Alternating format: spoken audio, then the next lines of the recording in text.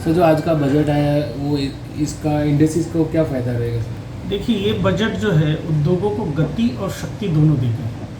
ये बजट अगले 25 साल के भारत के नव निर्माण का बजट है, लॉन्ग टर्म बजट है। और प्रधानमंत्री जी माननीय श्री नरेंद्र मोदी जी और वित्त मंत्री निर्मला सीतारमण जी ने इस बजट को इस तरीके की रूपरेखा बनाई है कि भारत कैसे विकसित कर सकता है, एमएसएमई के उद्योगों को कैसे आगे लाया जा सकता है जो रोजगार उन्मुख हो, रोजगार की ज़्यादा से ज़्यादा संभावनाएं कैसे बढ़ाई जा सके, इस पर पूरी इसकी एक रूपरेखा और खाका तैयार की। ये उसका ब्लूप्रिंट है।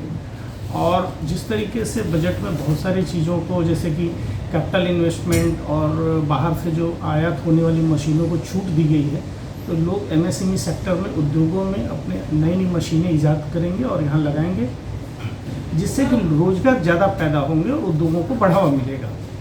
जहाँ तक आत्मनिर्भर भारत की सवाल है कि बहुत सारे सेक्टर्स को, जो प्राइवेट सेक्टर्स के लिए, उद्योगों के प्राइवेट सेक्टर यानी कि देसी उद्योगों के लिए उसको खोल दिया गया उसके रास्ते को। उससे एक बेनिफिट होगा कि देसी उद्योगों को बढ़ावा मिलेगा, क्योंकि वो चीज़ें जो अभी तक, चाहे वो आर्मी इस्तेमाल करती थी, सेना इस्तेमाल करती थी, रेलवे इस्तेमाल करती थी, जो बाहर से आयात होते थे, प्रधानमंत्री जी ने उसको देश के लिए, उससे बनाए जाने के लिए इस पर सारा काम किया है कि किसी तरह से हमारे यहाँ ज़्यादा से ज़्यादा उसको बनाया जा सके। इसके कारण से समाज के हर तबके को फ़ायदा हो, क्या छोटा क्या बड़ा।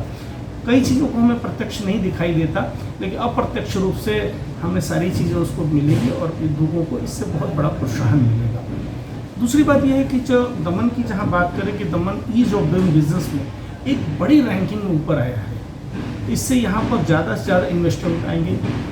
स्टार्टअप की दमन में बहुत संभावना है, क्योंकि हमारे माननीय प्रशासक महोदय श्री प्रफुल्ल पटेल साहब ने इसको बहुत ज़्यादा बढ़ावा दिया उद्योगों को, और एक ईज़ ऑफ डूइंग और ईज़ ऑफ लिविंग का पूरा जो एक सिनेरियो है, यहाँ पर कोशिश की है कि यहाँ पर अच्छे से अच्छा भयमुक्त वातावरण में उद्योग यहाँ पर काम करें, जिससे और ज़्यादा फ्लोरिश हो। और यही बहुत बड़ा कारण रहा कि देश में कितने भी बार लॉकडाउन का एक समय आया, लेकिन दमन के उद्योग हमेशा अपनी गति से चलते रहे। खबरों में बने रहने के लिए K29 को सब्सक्राइब कीजिए और बेल आइकन दबाइए।